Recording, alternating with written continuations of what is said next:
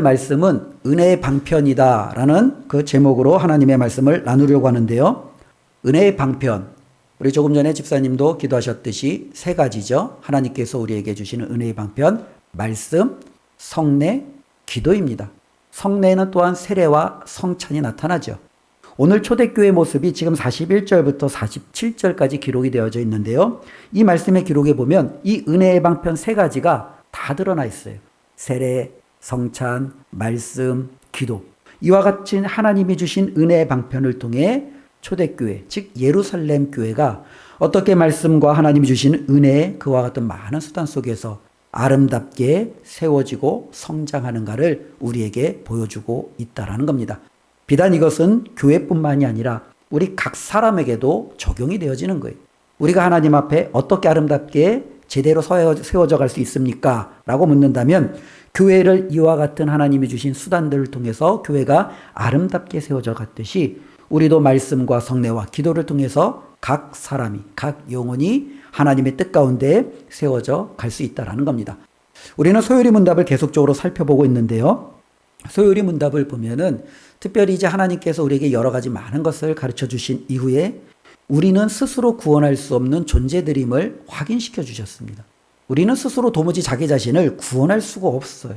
우리는 탈출구가 필요한데 탈출구를 만들 수가 없다라는 거예요. 그래서 하나님께서는 우리가 정말로 죽을 수밖에 없는 그 현장에서 탈출할 수 있도록 이 탈출구라는 입구를 만들어 주셨어요. 그래서 믿음과 회개라는 것을 통하여 우리가 그것을 벗어날 수 있도록 복음 가운데 우리를 초대해 주셨습니다. 그래서 우리는 더 이상 이제는 그 탈출구를 벗어나지 못해서 언제 죽을까, 어떻게 할까 이렇게 힘들고 위축되어 있는 삶이 아니라 이미 자유로운 영혼이 되었다는 거죠. 하나님 앞에 구원받은 영혼이 되었습니다. 굉장히 우리에게 위로가 되고 힘이 되어집니다. 그런데 문제가 있어요. 예수님을 믿었습니다. 구원을 받았습니다. 모든 것이 하나님에게 나에게 주어지는 축복이 되었습니다. 그러면 우리의 삶이 잘 살아야 되잖아요. 그런데 그렇지 못할 때가 참 많아요. 구원받았음에도 구원받기 전과 똑같이 죄를 짓기도 해요. 불안하기도 해요. 염려와 근심 가운데 살기도 해요. 때로는 내가 하나님을 알지만 그럼에도 여전히 하나님이 아닌 다른 것을 더 바라보며 붙들고 살아갈 때가 참 많이 있다라는 거예요. 회개하지만 회개하는 그 순간에만 내가 잠깐 거룩해지는 것 같다가도 다시금 제 안에 죄악과 여러 가지 연약함으로 스스로 무너지는 나 자신을 바라보게 됩니다. 어떻게 해야 됩니까? 분명히 회개하고 믿음으로 구원을 받았는데 왜 내 삶은 여전히 거룩해지지 못할까? 왜 내 삶은 하나님의 말씀대로 제대로 살아내지 못할까? 우리가 실질적으로 굉장히 많이 고민하게 되는 거죠. 바로 하나님은 이것을 위해서 우리에게 은혜의 방편을 주신 거예요. 이 방편이라는 단어가 좀 신학적인 용어이기 때문에 우리에게는 조금 어렵죠. 그래서 조금 쉽게 설명하면은 통로라고 보시면 돼요. 그래서 하나님은 구원받은 우리가 하나님 안에서 거룩하고 하나님이 원하시는 경건함과 하나님의 뜻 가운데서 온전히 살아낼 수 있도록 은혜의 통로들을 주셨다라는 거예요. 그게 바로 세 가지라는 거예요. 이 세 가지 은혜의 통로를 통해서 우리는 하나님 앞에서 여전히 부족하고 나약하고 힘없는 것 같지만 이 모든 것을 극복해내고 살아갈 수 있다라는 겁니다. 이를 위해서 마치 이와 같은 비유들을 많이 들어주죠. 발전소가 있어요. 이 발전소에서는 전기를 만들어내죠. 근데 이 발전소는 전기를 만들어내니까 이 발전소 안에는 전기가 어마어마하게 풍부해요. 근데 집에까지 이 전기가 오려면 어떻게 해야 돼요?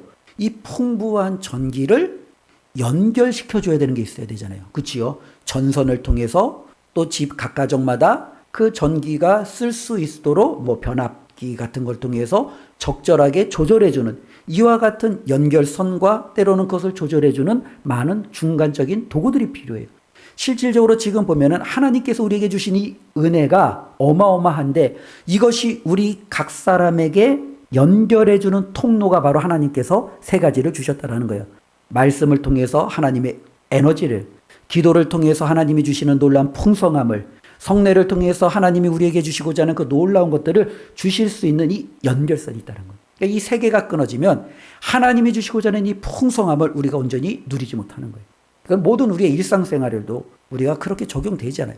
자동차가 이제 기름이 없으면은 기름을 넣으러 주유소에 가잖아요. 제가 알기로는 주유소에 가면 그 밑바닥이 다 그 기름통으로 알고 있어요. 그죠? 그 주유소의 그 밑바닥이 아마 거대한 기름통일 거예요.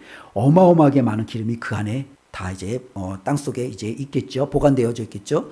땅 속에 있는 보관되어져 있는 기름이 내 차에 어쩌면은 다시금 이렇게 옮겨지기 위해서는요.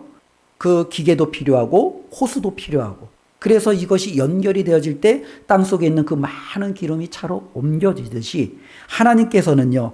저와 여러분들이 이 땅에서 살아갈 때 우리의 힘과 능력으로 우리가 헤쳐나가기 어렵고 버겁고 힘든다는 것을 아시기에 우리에게 이와 같은 통로를 주신 거예요.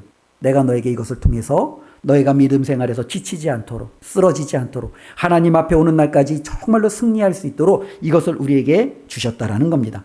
그래서 하나님이 은혜 방편이다라고 말하는 것은 말 그대로 이것도 하나님이 주시는 은혜라는 거예요. 즉 내가 신앙생활을 잘해야지가 아니라 하나님이 주시는 그 은혜의 통로를 통해서 나도 신앙생활을 잘할 수 있도록 만들어주시는 하나님의 은혜라는 거예요. 이 부분이 소요리 문답 89문부터 99문까지 쭉 이어져 있어요. 그래서 89부터 90문까지는 말씀의 방편이 무엇인가, 91부터 97은 성례의 방편이 무엇인가, 그리고 98, 99문은 기도의 방편이 무엇인가, 그리고 마지막 100문부터 107문까지는 주기도문, 예수님이 가르쳐 주신 주기도문으로 소요리 문답이 이제 마무리가 되어지는데요. 이 각각을 이제 하나씩 하나씩 살피기보다는 제가 전체적으로 좀 그 은혜의 방편이다라는 것을 큰 카테고리로 묶어서 오늘은 좀 말씀을 큼지막하게 한번 나눠 보려고 합니다. 그래서 오늘 이제 88문을 우선 대표적인 소요리 문답으로 다시 한번 읽어보고 말씀을 나누려고 하는데요. 우리 88문을 한번 띄워주세요. 우리 질문 다 같이 한번 읽어볼까요? 그리스도께서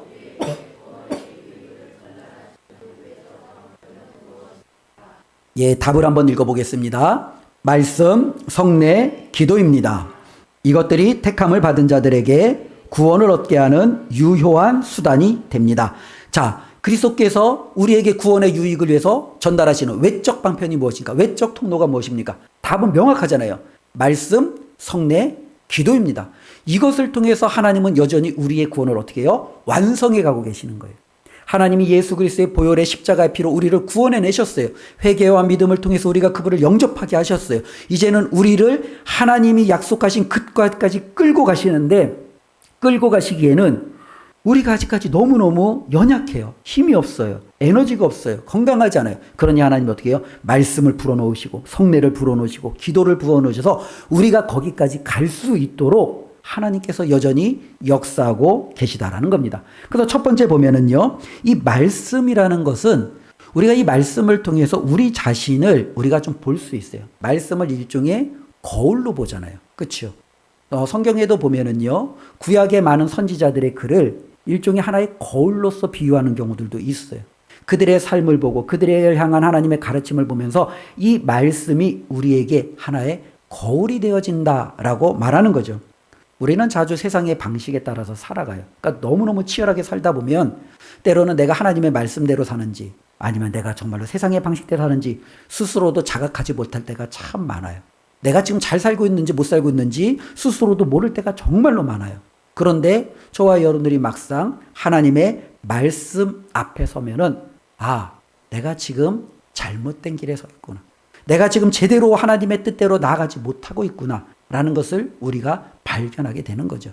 그렇지 않습니까? 우리가 그냥 살아보면은요, 얼굴에 뭐가 묻어도 모르는 경우 지나갈 때가 참 많아요. 근데 거울을 보면은요, 어떻게 해요? 바로 알죠. 묻었구나. 더러워졌구나. 여기가 좀 내가 정리해야 되겠구나. 거울을 보면 바로 알 수밖에 없는 거예요.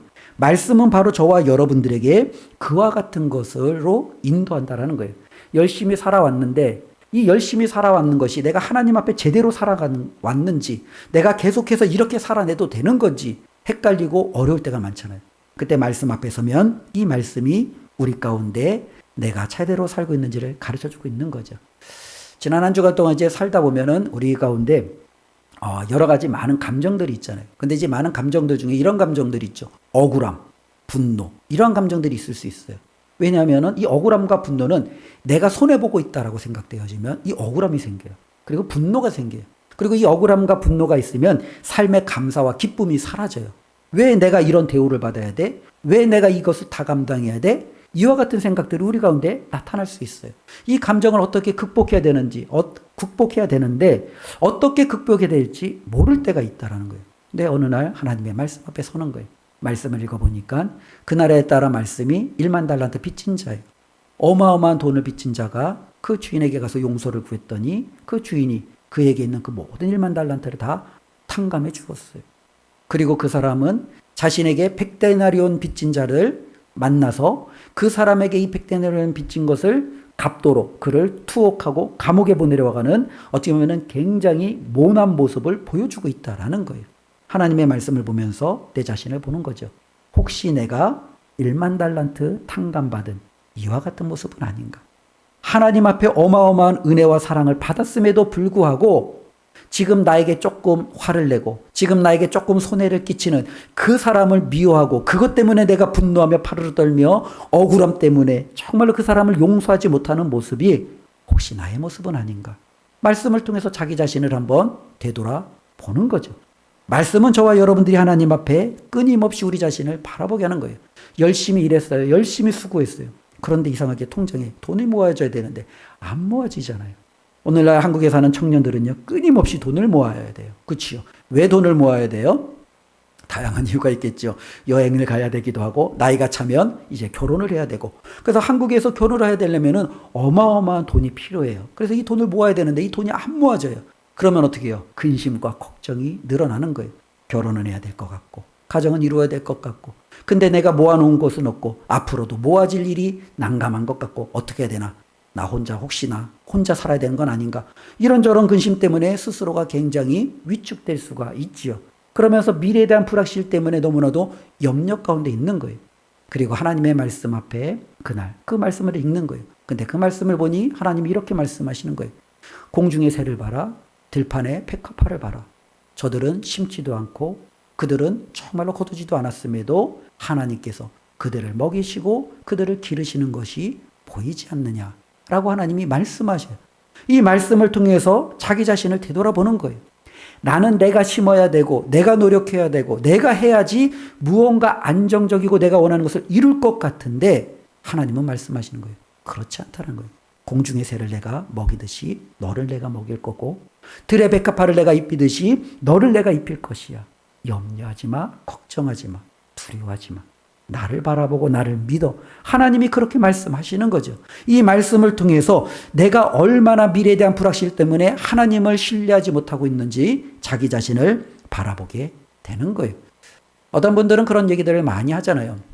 자신이 행하는 모든 말들 속에서 나는 말을 잘하기 때문에, 아니 나는 마음에 담고 있지 않기 때문에 내가 하는 말은 솔직해. 내가 하는 말은 진짜야. 정직한 말이야. 이렇게 이야기할 수 있습니다.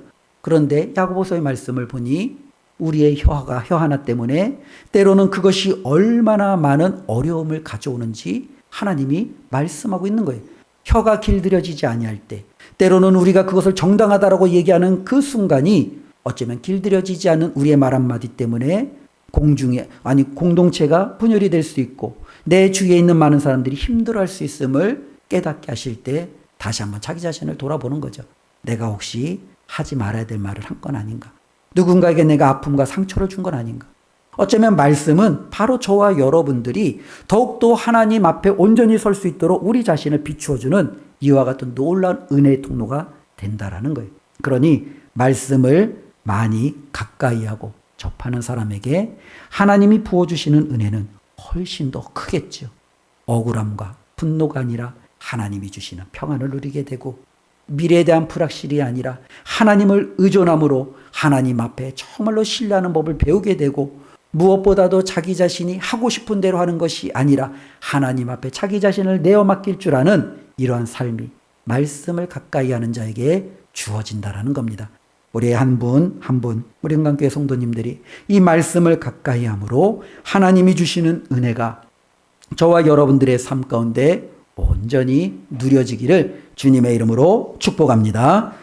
두 번째는요, 은혜의 방편이 성례라고 말씀을 드렸죠. 근데 이 성례는 세례와 성찬이다라고 우리가 두 가지를 우리가 좀 나눠서 보죠. 세례는 우리가 보통 일생에 한 번 하나님 앞에 행하는 거죠. 그러니까 이 세례를 우리가 좀 어떻게 표현을 하냐면 어떤 분들은 세례를 이렇게 표현하더라고요. 입양식이다라고 표현을 하는 거예요. 입양식이 뭐예요? 내가 누구의 가정의 자녀가 되는 거예요. 즉 세례는 뭐냐면 내가 세상에 정말로 공중의 권세 잡은 자의 진노의 그 자식이었던 내가 세례를 통해서 이제 누구의 자식이 되는 거예요? 하나님의 자녀가 되는 거예요. 이게 바로 세례예요. 그러니까 세례는 내가 이제는 하나님의 자녀가 되었음을 인정하는, 어쩌면 공식적으로 공동체와 하나님 앞에 표현하고 선언하는 놀라운 시작점이 된다라는 거예요. 그렇기 때문에 이 세례를 통해서 우리는 다시 한번 내가 세례를 받거나 아니면 다른 누군가가 세례를 받는 것을 통해서 그래, 내가 하나님의 자녀지 라는 것 같은 확실함을 우리가 다시 한번 기억하는 좋은 은혜의 통로가 되겠죠. 또 하나, 성찬은요, 오늘 우리가 오전에 성찬식을 거행했는데요. 이 성찬식을 통해서 우리에게 주시는 하나님의 은혜도 참 많이 있어요. 이 성찬을 통해서 우리가 기억할 것은 이런 거예요. 한 주간도 참 제대로 살지 못하면 스스로 안에 있는 죄책감이 있어요. 내가 하나님 앞에 이렇게 제대로 살지 못했는데 하나님 앞에 내가 기도하면 하나님이 내 기도를 받으실까? 나같이 하나님 앞에 이렇게 못난 자도 괜찮을까? 이와 같은 여러 가지 불안과 자기 스스로를 낮게 보는 자존감이 무너지기도 하고 자격지심에 빠지기도 하고 여러 가지 불안한 요소들이 있을 수 있지요. 근데 성찬을 통해서 우리는 이와 같은 모든 것들을 해결하는 거예요. 그와 같은 나를 위해서 몸이 찢기시고 피를 흘리시고 그 사랑과 희생을 통해서 나를 용서하신 주님을 성찬을 통해서 만나는 거예요. 아, 내가 정말로 별 볼 일 없는 자가 아니구나. 나와 같은 사람을 위해서 정말로 이렇게 모든 것을 아낌없이 부어주신 그 주님의 사랑을 성찬을 통해서 다시 한번 만나는 거예요. 우리가 신앙생활하다 보면 혼자 신앙생활한다라고 생각할 때가 참 많잖아요. 각자 직장으로 가면 아마 믿는 사람보다는 믿지 않는 사람들이 더 많을 거예요. 우리의 삶의 현장 속에서도 믿지 않는 사람들을 더 많이 만날 수 있을 거예요. 신앙생활하는데 외롭고 힘들 수 있지요. 근데 성찬을 통해서 우리는 주 안에서 주님의 그 몸과 피를 함께 먹고 마심으로 나 혼자가 아니다. 예수 그리스도 안에서 우리 모두는 하나다. 라는 이와 같은 아름다운 주님이 주시는 공동체를 우리가 다시 한번 확인할 수 있는 놀라운 은혜의 통로가 되는 거죠. 이와 같은 것을 통해서 우리가 성찬을 통해서 끊임없이 하나님 앞에 나아가는 거예요. 이전에도 말씀드렸던 것처럼 초대교회도 보면은요, 이들은 그 날마다 모일 때마다 성찬이 있었어요. 오늘 말씀 46절도 보면은 이렇게 기록되어 있잖아요. 46절에 날마다 마음을 같이하여 성전에 모이기를 힘쓰고 집에서 떡을 떼며 기쁨과 순전한 마음으로 음식을 먹고. 그렇죠? 이들은 끊임없이 모일 때마다 함께 이 성찬을 통해서 그들에게 부어주신 하나님의 은혜와 사랑을 기억하며 나아갔죠. 지금 우리는 이제 교회 공동체가 상당히 많이 커졌잖아요. 그러다 보니 이 성찬을 준비하는 것도 여러 가지 어려워서 보통 우리는 절기나 분기나 혹은 교회의 형편에 따라 정해서 이와 같은 것을 행하지만 우리가 그것을 행할 때마다 다시 한번 하나님에 대한 그 은혜가 나에게 얼마나 크게 주어졌는지를 우리는 이 성찬을 통해서 자기 자신에게 부어주시는 그 은혜를 확인할 수 있다는 겁니다. 이게 바로 하나님이 주시는 두 번째 성례를 통한 놀라운 은혜의 수단임을 기억하고 우리가 정말로 때를 따라 성찬에 참여할 때 더욱더 열심을 다해서 참여하셔야 돼요. 저희 자녀 중에 한 명이 성찬을 하면은 별로 좋아하지 않는 자녀가 한 명이 있어요. 왜 좋아하지 않을까? 성찬하면 예배가 길어진대요. 그래갖고 싫대요. 얘가 뭐 겉으로는 작았지만 성찬하면 예배가 길어요. 말씀하고 나서 성찬하니까 예배가 길어지니까. 저도 그런 얘기를 듣고 최대한 이제 그래 말씀 시간에 모든 것을 담아내자 하지만 여전히 길어지는 것은 어쩔 수 없어요. 어쩌면 우리 현대인들에게 성찬은 그런 의미로 다가올 수 있을 것 같아요. 성찬, 오늘 예배 길어지겠구나. 그것이 우리에게 하나의 각인이 될 수 있어요. 그러나 우리가 이 생각을 바꿔야겠죠. 성찬. 내가 오늘 예수님의 사랑을 다시 한번 확인하는 시간이구나. 정말로 우리가 이것을 기억하면 다른 건 몰라도 그 성찬만큼은 내가 더 마음을 정성껏 준비하여 하나님 앞에 나아가 그 하나님이 부어주시는 은혜를 누리는 것. 이것이 너무나도 필요하다라는 거예요. 종교개혁 시대 때 보면은 성찬에 대한 논란들이 많이 있었잖아요. 그래서 이제 어떠한 경우들은 천주교 같은 경우는요, 그렇죠? 그 떡을 먹는 순간 이게 빵이 아니라 바로 진짜 예수님의 몸이 되는 거예요. 잔을 포도주를 마실 때 이건 그냥 포도주가 아니라 진짜 예수님의 피가 되는 거예요. 이걸 조금 신학적으로도 이제 화채설이라고도 보통 표현을 했는데 어쩌면 그들에게 있어서는요, 바로 그 성찬이 직접 예수님의 그 몸과 그 예수님의 피를 먹고 마시는 바로 그 순간으로 그들은 재현을 해버리면서 그것에 참여했어요. 우리 개신교는 종교개혁 이후에 그와 같은 것을 행하지 않죠. 우리는 예수님의 말씀대로 그냥 기념으로 우리는 주님을 기억하는 것으로 우리는 그 성찬에 참여해요. 그런데 우리가 실질적으로 의미는 정말로 성경적으로 우리 기독교가 개신교가 훨씬 더 가까운데 참여하는 자의 마음은요, 오히려 천주교인들이 훨씬 더 경건하고 그 날을 사모하며 나가는 것이 가깝다라는 거예요. 왜? 그들에게는 이것이 바로 나를 위하여 죽으신 예수님의 살이요 피라는 것을 그들은 그냥 그것을 그대로 받아들이며 참여하기 때문에 그렇죠. 우리에게는 하나의 의식이 되었고 하나의 어쩌면은 여러 가지 종교적인 형식의 하나가 되었는데 이 모든 것을 우리가 다시 한번 내려놓고 이 성찬은 저와 여러분들에게 하나님의 놀라운 사랑과 희생이 얼마나 크고 깊은지를 알려주시는 은혜의 확인 시간이다라는 것을 기억하며 참여했으면 좋겠습니다. 세 번째로는요, 이제는 기도예요. 이 기도 역시도 우리가 하나님 앞에 나아가면서 주시는 하나님의 은혜의 통로가 되겠죠. 우리가 기도는요, 우리가 알고 있는 것들을 하나님께서 우리 안에서 이것이 이제 아름답게 열매를 맺게 하는 하나의 방식이에요. 하나님은 사랑이십니다. 하나님은 거룩하십니다. 하나님은 우리의 아버지 되십니다. 이 말씀에 대한 지식을 우리가 모르나요? 다 알아요. 근데 다 아는데 내가 알고 있는 지식의 그 하나님이 내 삶 속하고는 좀 별개가 된다라는 거예요. 우리가 이 땅에서 살아갈 때 나의 엄마, 나의 아빠, 그러면은 어린 자녀들일수록 필요한 모든 것들을 채워주시는 분이 부모예요. 그런데 우리는 하나님 아버지라고 하면서 그 아버지가 우리의 삶의 모든 필요한 것을 채워주실 것이다라는 그와 같은 믿음은 우리만이 없지요. 그냥 아버지예요. 그냥 하나님 아버지예요. 그냥 이름은 그렇게 부르지요. 그러나 기도는요, 이와 같은 우리의 말씀에 대한 지식과 우리의 삶에 있는 이 공백을 연결시키는 거예요. 우리가 기도를 통해서 하나님 앞에 나아가는 거죠. 불안하죠. 염려가 많죠. 너무너무 힘이 들죠. 우리는 기도를 통해서 하나님 앞에 말하는 거예요. 하나님, 저 지금 너무 불안해요. 하나님, 저는 저 사람이 너무 싫어요. 하나님, 저는 지금 이 상황을 벗어나고 싶은데 이 상황이 너무너무 벗어나지지가 않아요. 우리는 모든 것을 하나님 앞에 이와 같은 것을 그냥 말씀을 드리는 거예요. 기도는 우리가 가지고 있는 이 모든 것을 하나님 앞에 다 쏟아놓는 거예요. 그런데 이와 같이 쏟아놓는 것이 아무것도 아닌 것 같은데 쏟아놓는 순간 우리의 삶 가운데 말씀이 우리 가운데 하나님의 은혜가 우리의 기도를 통해 우리의 쏟아놓음을 통해서 희한하게 하나님이 열어주신다라는 거예요.